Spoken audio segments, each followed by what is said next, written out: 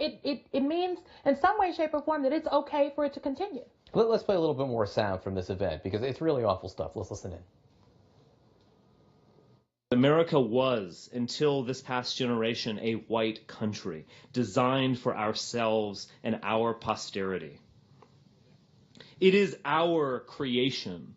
It is our inheritance, and it belongs to us.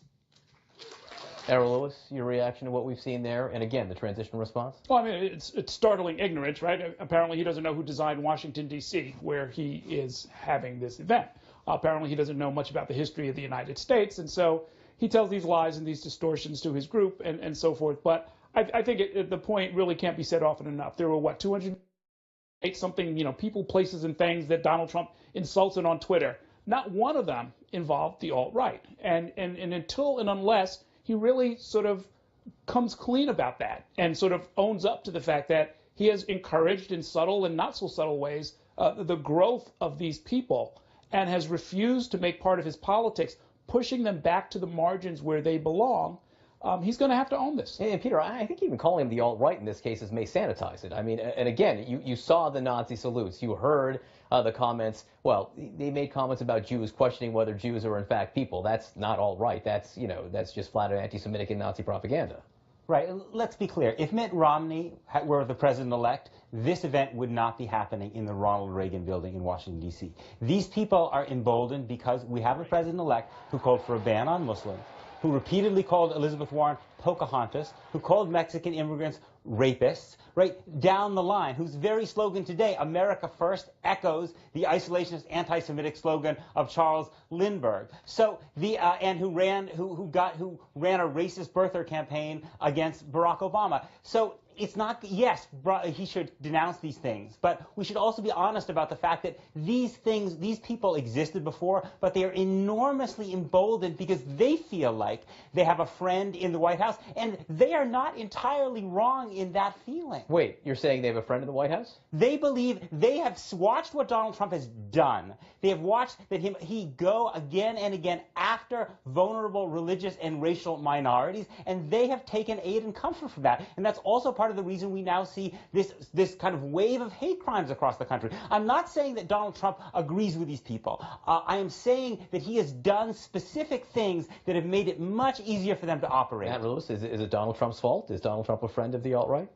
Well, I think that Peter's right that Donald Trump's candidacy has given them energy. And by the way, they're not conservative. I mean, they're isolationist. They're not for free trade, and they're not pro-life. They actually have this Nietzschean worldview that is the opposite of my version of conservatism. But I also agree with Peter that you can't exactly blame Donald Trump. I think what he should do is say what Ronald Reagan said in 1984. Many people are welcome in our house, but not the bigots. I think he needs to call them out. He needs to do more than this transition. But I would say one more quick thing. There were 200 people in that room, maybe 300. So it's horrible. I denounced them. But a couple hundred people, this isn't exactly a huge people movement. in the Reagan building, which is a few blocks from the White House. Right. To some people, that might seem like a lot. And the KKK was seen celebrating on the bridge in North Carolina the day after Election Day. Carlos? So I think we're just sanitizing it. Like, it's all fine to say that Donald Trump is the president-elect, but let's not sanitize what he did. As Peter said very clearly, he used dog whistles. He used clear provocations and call to that. I think until Donald Trump, president-elect or president, clearly and unequivocally says this is wrong, I think we're just playing with fire. And you can say what you want. In my mind, this is not a partisan point. No, it's not. It's playing with fire. And he hasn't. And he hasn't come strongly on that. And we know he's a guy who can come strongly. President-elect Trump has repeatedly denounced racist more than any candidate in this race. And if the alt-right thinks that they have a friend in the White House, it's not because of Donald Trump, who's repeatedly denounced racism. It's because of liberal commentators who completely take him out of context, who gloss over the fact that he has called out racism and mischaracterize his statements like you just did when he said he called Mexican immigrants rapists. That is not what he said. He did. He said that Mexico is sending their worst. He said they're rapists. They're taking our jobs. They're not sending their best people. Some people who are sent are bad people. But by not taking out the nuance of his statement and engaging in categorical broad sweat inaction, statements. The reason these people think they have a friend in the White House is because of liberal commentators like no, you. With all due respect, I really don't think that's why they think they have a friend.